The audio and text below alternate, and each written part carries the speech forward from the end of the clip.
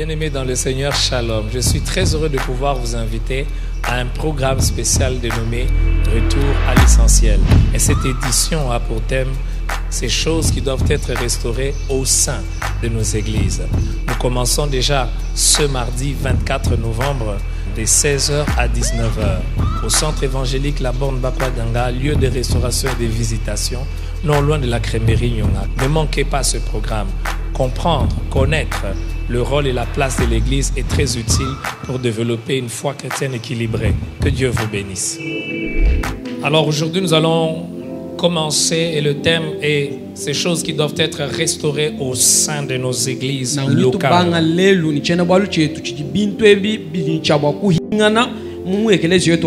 Et en ces premiers jours, nous allons faire une introduction. L'importance du sujet, la complexité même du sujet nous impose que nous puissions aller à un rythme plus lent, que nous ne puissions pas aller très rapidement. Parce que le plus important, ce n'est pas que nous puissions dire tellement beaucoup de choses, mais le plus important, c'est que nous puissions saisir la pensée de Dieu.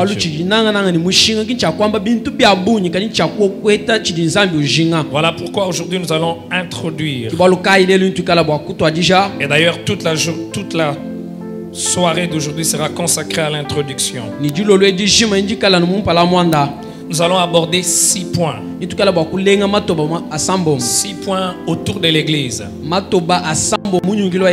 premier point, nous allons parler de l'importance de l'église. Quelle est l'importance de l'église? Pourquoi l'église? Deuxième point, nous allons parler de ce que l'église ne doit pas être. Il y a des choses que l'église ne doit pas être. Troisième point, nous allons parler de 3 fondements importants pour l'église. 3 fondements importants pour l'église. Et le 4e point, c'est le 40e. Le premier point, j'ai dit l'importance de l'église. Deuxième point, c'est que l'église ne doit pas être. Troisième point, les 3 fondements importants de l'église. Quatrième point, nous allons parler de l'église locale et l'église universelle. Et là, nous allons prendre suffisamment du temps pour parler de la différence entre l'église locale et l'église universelle. Et le 5e point, nous allons parler des choses importantes pour l'église locale. Que dis-je? 5e point, nous allons parler de la place de l'église locale. Et le 6e point, nous allons parler des choses importantes. Des choses importantes pour une église locale. Des choses importantes pour une église locale. Alors nous commençons avec le premier point. Quelle est l'importance de l'église? Pourquoi l'église est-elle importante? Nous allons lire dans Matthieu chapitre 16, le verset 18. Et c'est Jésus qui parle ici. Après cette merveilleuse confession et déclaration de Pierre, Jésus dit: et moi je te dis que tu es Pierre, et que sur cette pierre je bâtirai mon église, et que les portes du séjour des morts ne prévaudront point contre elle. La première raison, ou le premier élément qui nous montre l'importance de l'église, c'est que Dieu lui-même a voulu que l'église existe. Le fait que Dieu soit celui qui est l'initiateur de l'église nous montre l'importance de l'église. Celui qui invente quelque chose nous montre est l'indicateur de la valeur qu'a cette chose. Si un fou vient vous dire que j'ai inventé quelque chose, vous n'allez certainement rien espérer de grand dans cette invention. Si un fou vient vous dire j'ai commencé quelque chose, vous ne pouvez pas dire que cette chose est importante. Le fait que ce soit Dieu qui soit l'initiateur de l'église, cela nous montre que l'église est importante, parce que Dieu ne fait rien au hasard. Il fait chaque chose avec un but. Éphésiens le chapitre 1er, le verset 22 nous dit ceci. Éphésiens le chapitre 1er, le verset 22. Il a tout mis sous ses pieds. Et il a donné pour chef suprême à l'église, qui est son corps, la plénitude de celui qui remplit tout en tous. Et on parle de Jésus ici. Il est devenu le chef suprême de l'église, non pas par hasard, non pas par accident, mais parce qu'il est mort pour cette église. Aucun homme sur cette terre n'est mort pour l'église. C'est Jésus qui est mort pour l'église. Sa mort a été le point de départ et le commencement de l'église. Quand nous lisons dans les livres de Genèse, pour que l'homme puisse avoir une femme, Dieu a endormi l'homme. Mais pour que l'église puisse exister, Dieu n'a pas endormi son fils. Son fils est mort à la croix pour que l'église puisse sortir de ses côtes. Si Christ s'est sacrifié pour l'église, c'est que l'église est importante. Voilà pourquoi, bien aimé, l'église n'est pas simplement une organisation humaine. L'église est bien plus qu'une organisation humaine. C'est pour cela, toutes les fois on touche l'église, on touche Dieu lui-même. La Bible nous parle de Paul qui persécutait, et Dieu et Jésus le rencontrent sur le chemin de Damas pour lui dire: Paul, Paul, Saul, Saul. Pourquoi? Parce qu'en persécutant l'église, Paul s'attaquait à Jésus. Que de fois aujourd'hui on a des personnes qui prient même dans des églises, qui professent craindre Dieu, mais qui s'attaquent à l'église. Il se développe un type de chrétien bizarre qui prétendent avoir la Bible, mais qui ne prétendent pas honorer ce que l'auteur de la Bible honore. L'église a une place particulière dans le cœur de Dieu. La raison suivante pour laquelle l'église est importante, c'est que c'est par l'église que la bonne nouvelle est répandue. La bonne nouvelle dont le monde a besoin n'est pas répandue par RFI.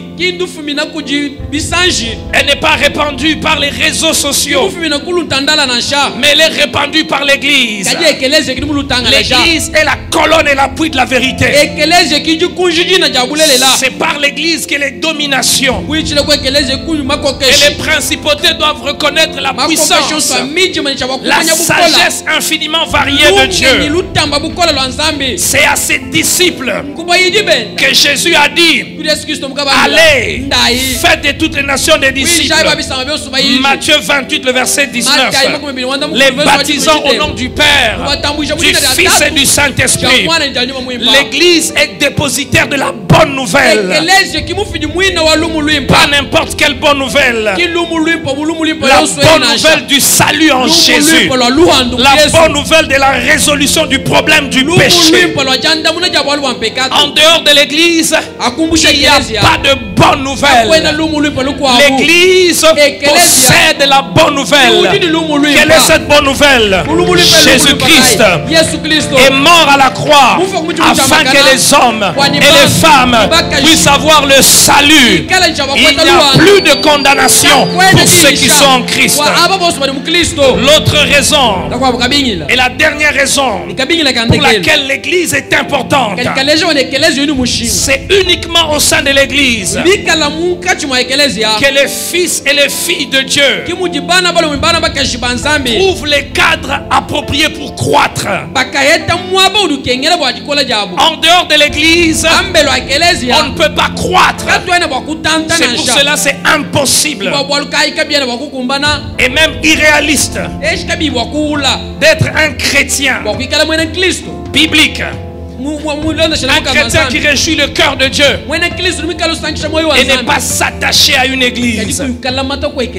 Parce que le terrain, le cadre approprié pour croître dans sa foi, c'est pas les prédications que l'on suit sur les réseaux sociaux, c'est pas les prédications que l'on suit sur une cassette. Les cadres appropriés pour croître, c'est une église. Lorsque Dieu a créé l'homme, que dis-je, avant de créer l'homme, Dieu a prévu un cadre approprié pour que l'homme puisse vivre, pour que l'homme puisse s'épanouir. Il a créé le jardin d'Éden avant de placer l'homme. Et même la science nous permet de mieux le comprendre. Il y a plusieurs planètes. Mais Dieu a prévu que sur la terre, que la vie soit possible. Lorsqu'on doit quitter la terre pour vivre, il faut une assistance de certains matériels. En d'autres endroits, c'est même difficile de vivre. Dieu qui a voulu que l'homme et la femme, les hommes et les femmes marchent avec lui, il a prévu l'église comme les lieux appropriés pour que l'on puisse croître. Un chrétien qui ne s'attache pas à une église ne peut pas croître, ne peut pas grandir, ne peut pas réjouir le cœur de Dieu. Parce qu'il y a trois choses que l'on ne peut vivre que dans une église locale. La première chose, c'est être nourri. L'église locale, c'est les lieux par excellence où le chrétien doit être nourri. Mais non seulement nourri. La deuxième chose, l'église, c'est le lieu par lequel le chrétien doit être éduqué. Si être nourri, on peut être nourri en suivant les réseaux sociaux, en suivant les prédications sur les cassettes, en lisant les livres. On ne peut pas être éduqué en suivant une prédication à la télévision, en suivant une prédication à la radio. C'est impossible. Il y a des personnes, au nom d'une certaine attitude, ils disent: moi je n'ai pas d'église, je prie dans une église électronique. Une église électronique n'existe pas dans la pensée biblique. Parce que l'église, c'est aussi les contacts physiques. La troisième chose qu'on ne peut vivre que dans une église, c'est être corrigé. C'est vivre la discipline. Quand on n'a pas ces trois choses, être nourri, être éduqué et être corrigé, c'est impossible de développer une vraie foi chrétienne. L'église est une famille. Et Dieu ne permet pas qu'un enfant puisse naître en dehors de la famille. Le plan de Dieu, les desseins de Dieu, c'est que même sous le plan biologique, que l'on puisse naître dans une famille. Ainsi donc, malheur à celui qui méprise l'importance de l'église. Il est difficile et même très difficile de vivre une voie chrétienne, une vie chrétienne équilibrée, sans la chaleur d'une église, sans être attaché à une église. Mais il ne suffit pas de connaître l'importance de l'église. Il est important de connaître qui fait partie réellement de l'église. On peut connaître des choses sur l'église sans faire partie de l'église. Voilà pourquoi notre deuxième point en introduisant, nous parlons de la composition. Je crois que j'ai sauté ce point peut-être. Quelle est la composition de l'église? Qui sont réellement membres de l'église? Qui peut dire qu'il fait partie de l'église? Généralement, on a réduit les choses. Quelqu'un est membre d'une église parce qu'il participe, parce qu'il donne sa dîme, parce qu'il donne ses offrandes, parce qu'il participe au culte.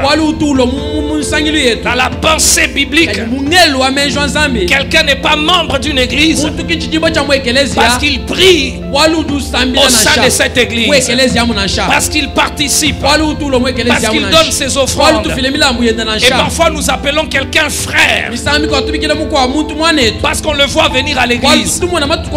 Il vient 2 dimanches et puis on l'appelle directement frère. Le terme même qui est utilisé pour parler de l'église nous révèle quelle est la composition de l'église. Le terme qui est utilisé pour parler de l'église en grec c'est ecclésia. Et ce terme est utilisé environ 117 fois dans le Nouveau Testament. Et dans les 117 fois, ce terme fait allusion à 4 réalités. La première réalité à laquelle fait allusion le terme ecclésia quand il est utilisé dans le Nouveau Testament, c'est pour faire allusion à un rassemblement politique. Et c'est le sens premier même de ce terme. Ecclésia, quand les Grecs l'utilisaient, c'était pour parler d'un rassemblement politique, un rassemblement des citoyens pour parler de la cité. Le deuxième sens dans lequel le terme ecclésia est utilisé dans le Nouveau Testament, c'est pour faire allusion à un rassemblement en un même lieu des enfants d'Israël. Quand dans le Nouveau Testament on parle des rassemblements que les enfants d'Israël avaient, on utilise le terme ecclésia aussi. Et le troisième sens, mais aussi le quatrième sens, c'est cela qui nous concerne. Le troisième sens dans lequel est utilisé le terme ecclésia dans le Nouveau Testament, c'est pour faire allusion à l'église chrétienne locale. Et le deuxième sens, c'est pour faire allusion à l'église chrétienne universelle. Parce qu'il y a plusieurs confusions entre l'église locale et l'église universelle. Avant même que nous puissions aborder ces points-là, j'aimerais un peu faire un bond en avant et nous dire que sur 100% des cas où on fait allusion à ecclésia dans le sens de l'église vraiment,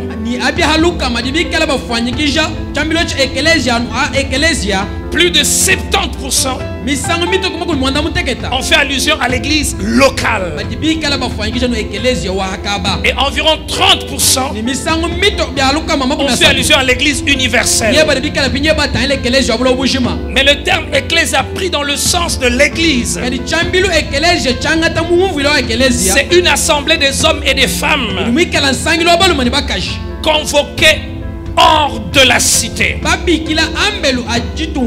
L'église est donc une assemblée de citoyens convoqués hors de la multitude. Dans l'évangile selon Jean, le chapitre 11, le verset 51 au verset 52. L'évangile selon Jean, le chapitre 11, le verset 51 au verset 52. La Bible dit ceci. Or, il ne dit pas cela de lui-même, mais étant souverain sacrificateur, cette année-là, il prophétisa que Jésus devait mourir pour la nation. Et ce n'était pas pour la nation seulement. C'était aussi afin de réunir en un seul corps les enfants de Dieu dispersés, afin de réunir en un seul corps les enfants de Dieu dispersés. L'Église est composée des enfants de Dieu, pas des créatures de Dieu. Tous les êtres humains sont des créatures de Dieu, mais tous les êtres humains ne sont pas enfants de Dieu. On devient enfant de Dieu le jour où on accepte Jésus comme son Seigneur et son Sauveur. Celui qui n'a pas encore accepté Jésus comme son Seigneur et son Sauveur n'est pas enfant de Dieu. Même s'il devient pasteur, aucun ministère ne fait de quelqu'un un enfant de Dieu. La seule chose qui fait de quelqu'un un enfant de Dieu, c'est accepter Jésus comme son Seigneur et son Sauveur. Et lorsque vous acceptez Jésus comme votre Seigneur et votre Sauveur, il vous régénère. Vous devenez une nouvelle créature. Les choses anciennes sont passées. Il vous donne une nouvelle nature. L'Église n'est pas composée des hommes et des femmes qui participent à un culte. L'Église est composée des hommes et des femmes qui ont quitté le monde, qui ont tourné les dos au péché et qui sont devenus enfants de Dieu. Enfants de Dieu. Êtes-vous déjà devenu enfant de Dieu? Acte 11, le verset 26. La Bible dit: et l'ayant trouvé, il l'amena à Antioche. Pendant toute une année, ils se réunirent aux assemblées de l'église et ils enseignèrent beaucoup de personnes. Ce fut à Antioche que pour la première fois les disciples furent appelés chrétiens. L'église est composée de disciples. Et les disciples, ce sont ceux-là qui suivent le maître, qui ont accepté son enseignement. Alors frères et sœurs, ce n'est pas parce que vous participez à un culte que vous êtes membre d'une église. Vous êtes membre de l'église le jour où réellement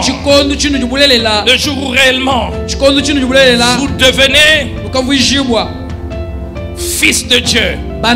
Et si vous devenez fils de Dieu, vous devenez disciple. Et celui qui est disciple ne peut pas abandonner l'église. C'est comme un poisson. Le milieu, le poisson doit vivre. C'est l'eau. Le poisson vit d'une manière appropriée dans les milieux aquatiques. Quand on amène les poissons en dehors du milieu aquatique, il ne peut pas vivre. Celui qui est véritablement disciple de Jésus, qui est né de nouveau, ne peut que être membre de l'église, ne peut que s'attacher à l'église. D'ailleurs, dans Hébreux le chapitre 10, le verset 25, l'écrivain aux Hébreux nous met un peu en garde. Il dit ceci: n'abandonnons pas nos assemblées comme c'est la coutume de quelques-uns, mais exhortons-nous réciproquement. Et cela d'autant plus que vous voyez s'approcher le jour. Parce que les jours s'approchent. Pas n'importe quel jour. Les jours du Seigneur s'approchent. Ceux qui sont membres de l'église, ce sont ceux-là qui sont disciples de Jésus. Ceux qui sont membres de l'église, ce sont ceux-là qui sont nés de nouveau. Troisièmement, ceux qui sont membres de l'église.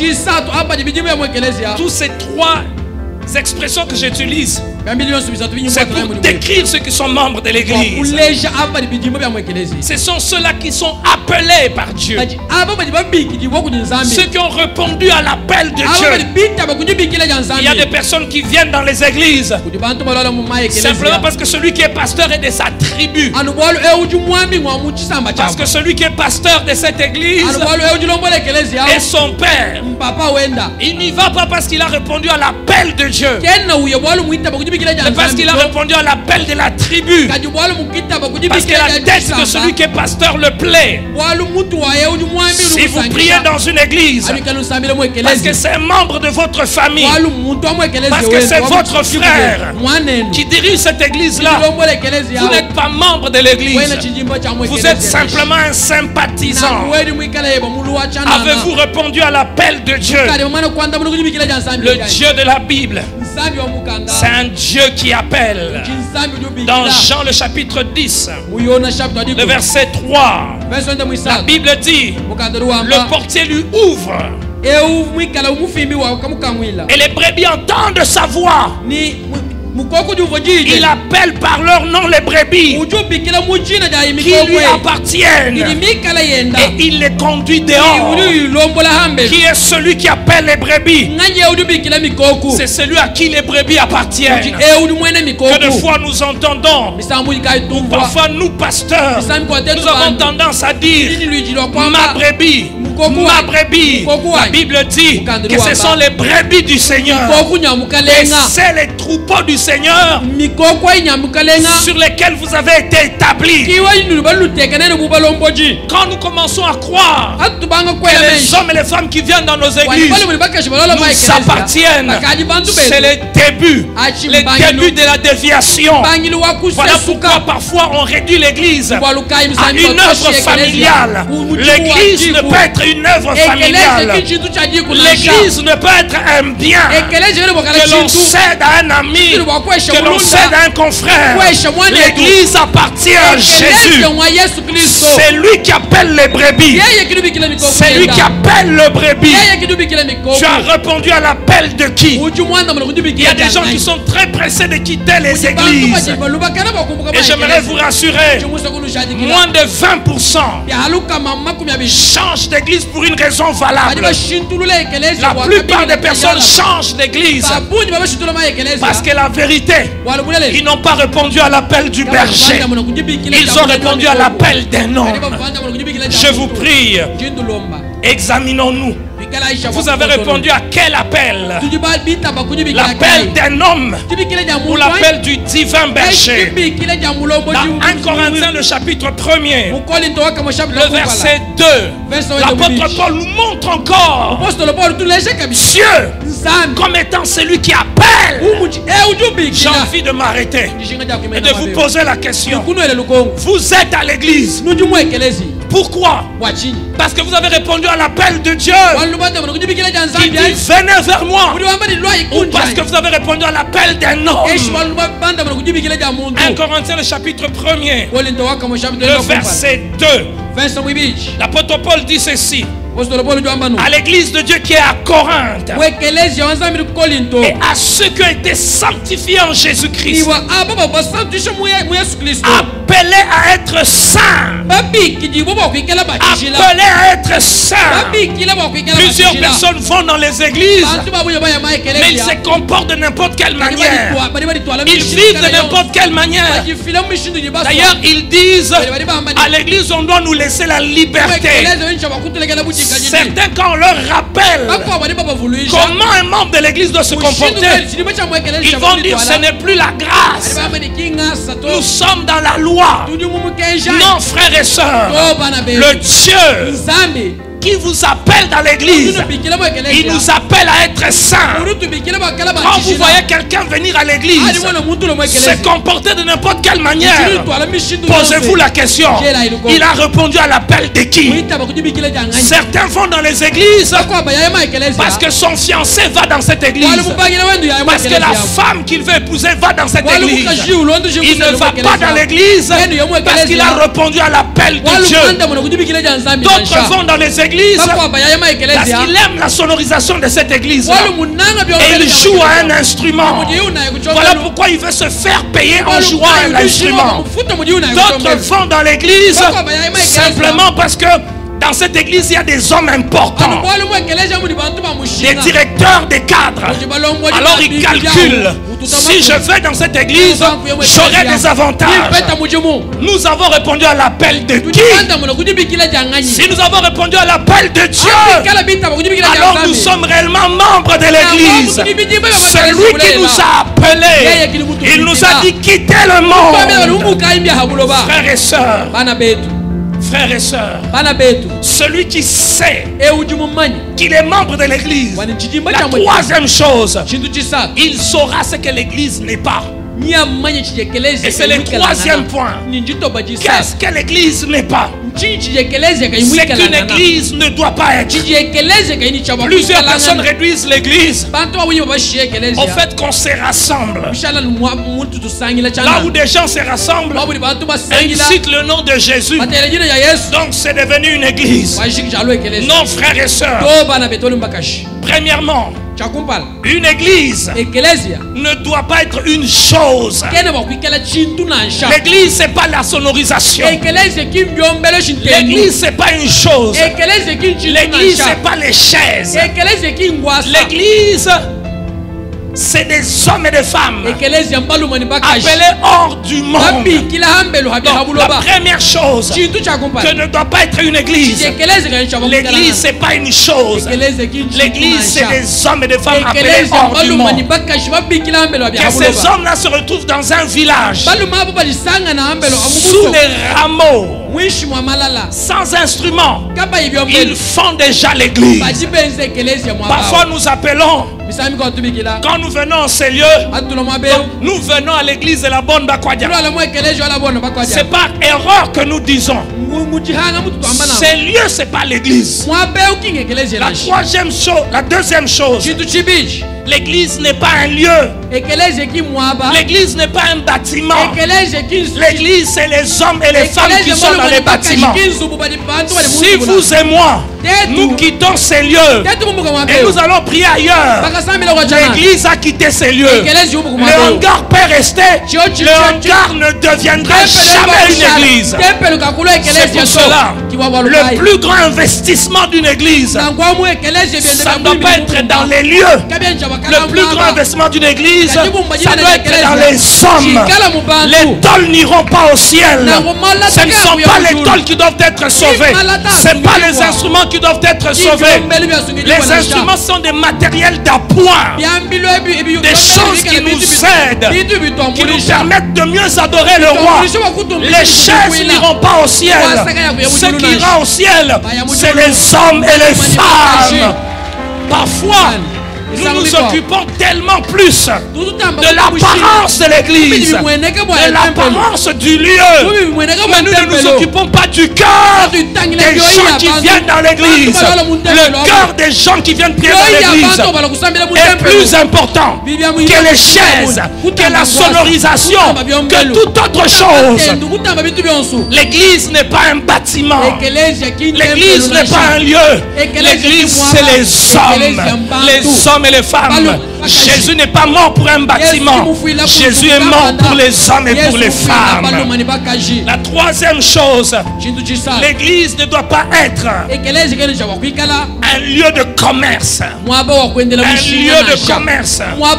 Jésus, quand il est entré dans le temple, il dit, ce lieu doit être ma maison. Mais vous l'avez rendu une caverne de voleurs. Parce qu'il y avait toutes sortes de magouilles économiques. toutes sortes de manipulations économiques qui se faisaient au sein du temple. Jésus a pris le fouet et il a chassé les gens. Parce que l'église était devenue un lieu de commerce. Généralement, aujourd'hui nos églises deviennent aussi des lieux de commerce. Voilà pourquoi la récolte de l'argent occupe plus de place que les âmes même, que le soin des âmes. On fait une campagne d'évangélisation, appel de fonds, séminaire, appel de fonds. On fait ceci, appel de fonds. On distribue les enveloppes à tout rassemblement.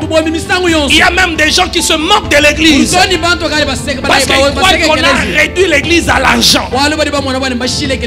Il y a même des gens, quand ils viennent à l'église, ils se disent on va nous demander de l'argent.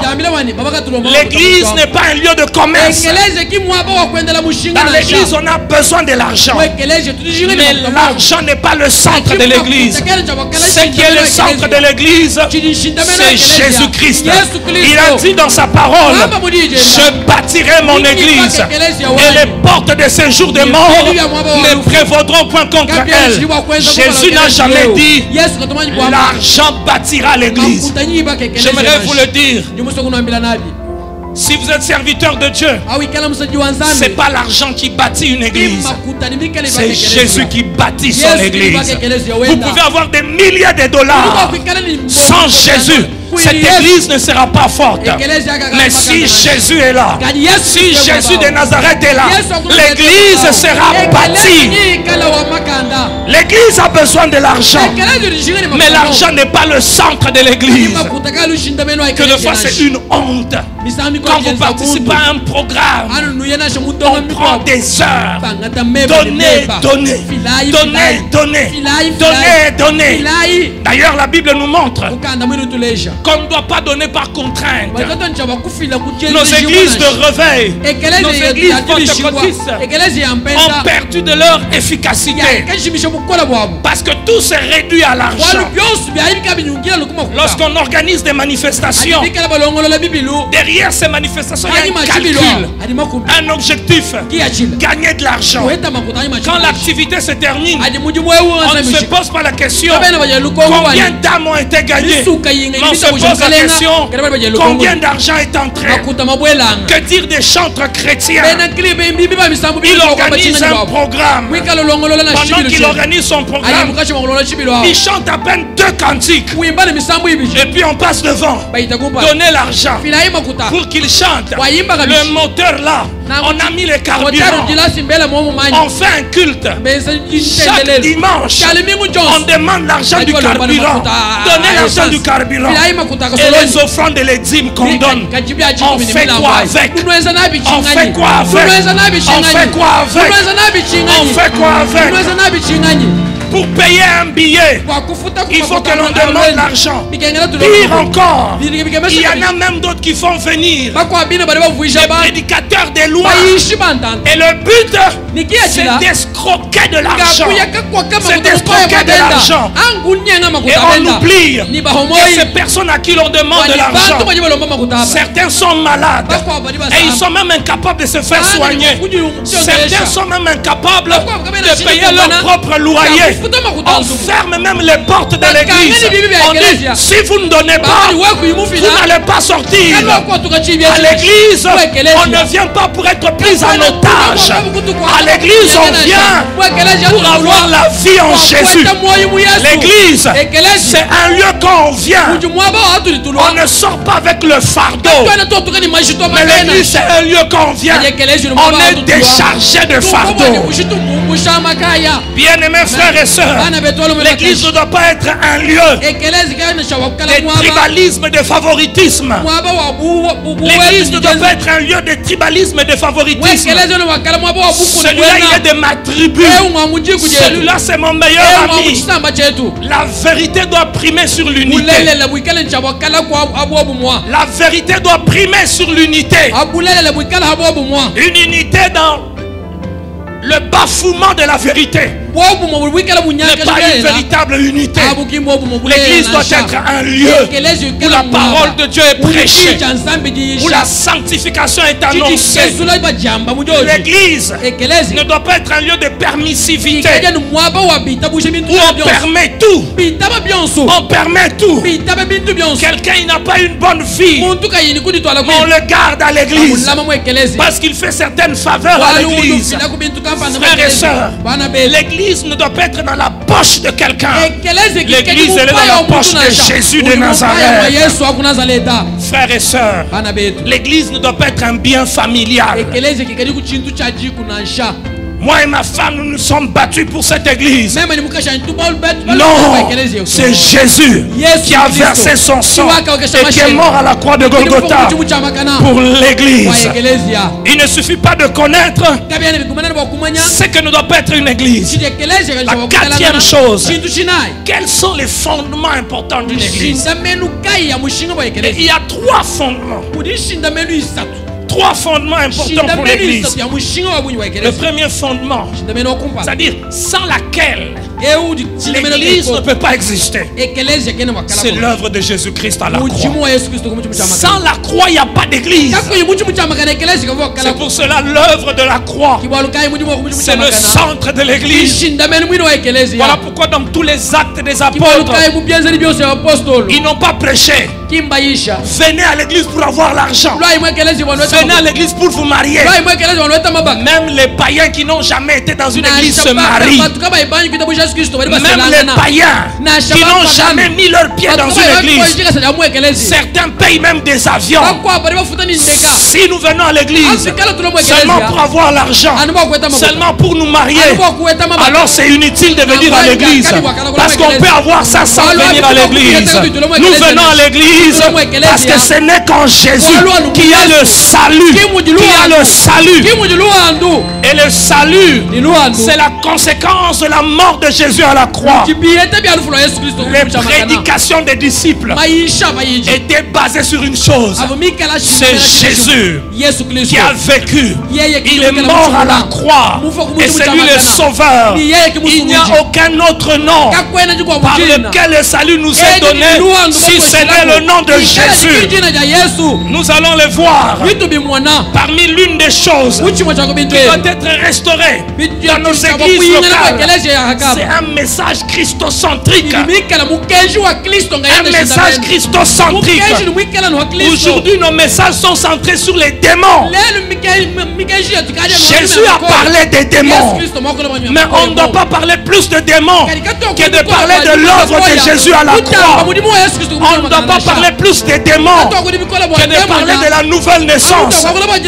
On peut chasser un démon dans quelqu'un, mais s'il n'est pas né de nouveau, les démons vont encore rentrer. Mais si quelqu'un est réellement né de nouveau, le Saint-Esprit est en lui et les démons ne peuvent plus entrer. Je prie le Seigneur que les messages dans nos églises soient des messages centrés sur les Christ, pas des messages sociaux. Vous aurez l'argent, vous aurez les voyages, vous aurez des diplômes. Ces choses sont utiles, mais ces choses ne sont pas le centre. Le centre, c'est Jésus. Il est mort à la croix. Et pourquoi il est mort à la croix? Il est mort à la croix à cause de tes péchés, à cause de nos péchés. L'œuvre de Jésus-Christ à la croix, c'est le fondement de l'église. Il n'y a pas d'église sans la croix. Il n'y a pas d'église sans la croix.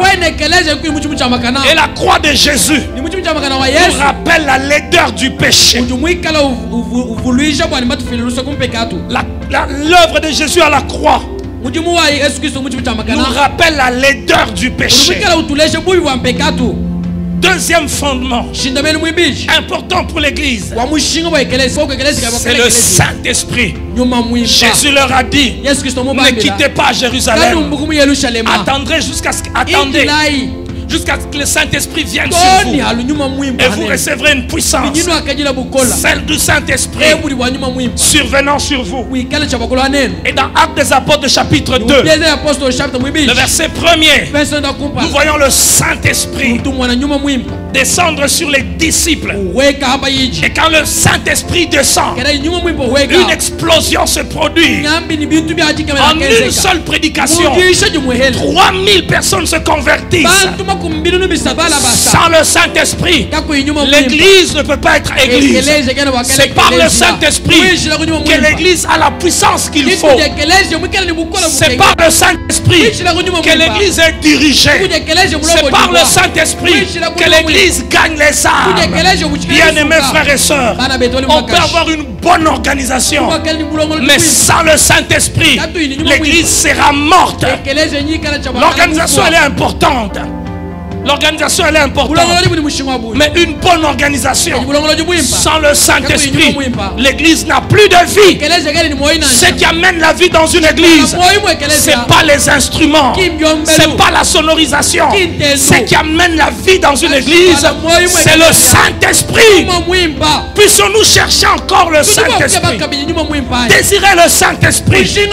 Aujourd'hui, on a un certain type de chrétiens qui prient, mais qui n'ont plus d'expérience avec le Saint-Esprit, qui sont dans la rationalité, mais qui sont sans le Saint-Esprit.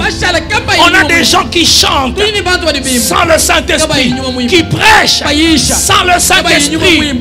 Vous essayez de faire des choses pour Dieu, mais sans Dieu. Tout ce qu'on fait sans Dieu ne peut pas réjouir Dieu. Dieu ne veut pas simplement qu'on fasse des choses pour lui. Dieu veut faire des choses en nous. Une église où il n'y a pas le Saint-Esprit ne peut pas être une église qui réjouit le cœur de Dieu. Une église où il n'y a pas le Saint-Esprit ne peut pas avoir la victoire sur les dominations, sur les principautés. La force de l'église, c'est le Saint-Esprit. C'est pas un pasteur. J'aimerais répéter, la force d'une église, c'est pas le pasteur. La force d'une église, c'est le Saint-Esprit. C'est lui qui amène le feu dans l'église. C'est lui qui guérit les malades dans l'église. C'est lui qui brise les chaînes dans l'église. C'est lui qui transforme les cœurs dans l'église. Le troisième fondement de l'église, sans laquelle l'église ne peut pas exister, c'est la parole de Dieu. C'est la parole de Dieu. Sans la parole de Dieu, pas les prophéties. Une église n'est pas bâtie sur la prophétie. Une église est bâtie sur la parole de Dieu. La Bible dit qu'il a donné les dons des prophéties à l'église. Mais la Bible dit aussi, examinez toute prophétie. Parce qu'une église ne peut pas être dirigée par la prophétie. Une église doit être dirigée par la parole de Dieu. Parce que la parole de Dieu ne passera pas. La Bible dit, les prophéties cesseront. Mais la parole de Dieu, elle demeure éternellement. Combien de gens ont amené leur Bible ce soir? Plusieurs personnes viennent à l'église, bras ballants, ils se promènent, ils ont des bijoux à leur cou, ils ont des mèches qui coûtent cher, mais ils n'ont pas de Bible. Certains disent, j'ai la Bible dans mon téléphone. C'est bien, mais à la maison il n'a pas une Bible. C'est difficile pour lui d'acheter une Bible. Ça coûte tellement cher. Et certains ne lisent même plus la Bible. Ils courent ça et là vers des pseudo-prophètes. Délivre-moi, délivre-moi. Homme de Dieu, qu'est-ce que Dieu a dit? Dieu a parlé. Et il a parlé dans quoi? Dans sa parole. Dans sa parole.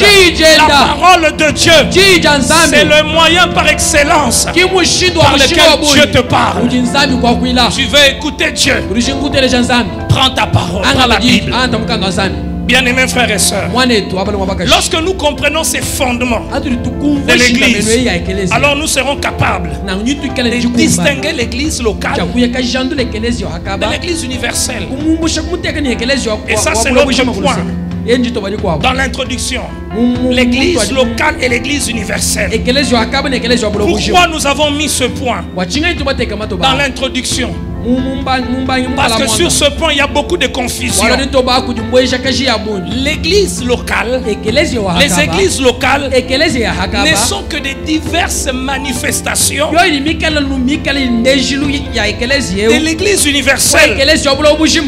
Ainsi donc, aucune église locale ne peut prétendre être la seule église de Jésus-Christ. La bonne ne peut pas dire nous sommes la véritable église de Jésus. Si quelqu'un ne prie pas la bonne